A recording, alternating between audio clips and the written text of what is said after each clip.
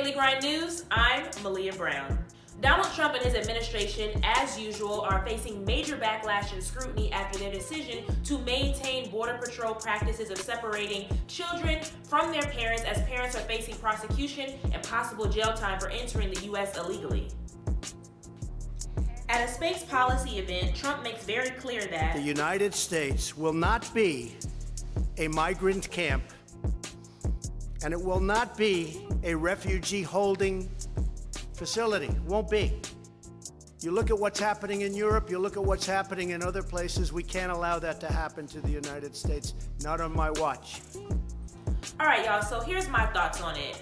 I honestly feel like Donald Trump and his administration is using this whole separation of family ordeal to use as leverage to get financing from the Democrats to build this damn wall. And I feel like if we're not affected by this story personally, we're not an immigrant ourselves, or we don't have immigrants in our families, and it may seem like this is a too far off story, but if y'all could just look at this from a point of humanity, this is an issue of humanity here. The fact that our government is pulling families apart, pulling babies apart from their parents just to prove a point. Like, literally no presidential administration has ever done this before or went about it in this way before. And I feel like if they're so gung-ho on not allowing illegal immigrants to come into our country, why don't they detain the parents with their children instead of separating them? Like, we need to rectify our entire system and organize our entire immigration policy in general, but let's just start with that.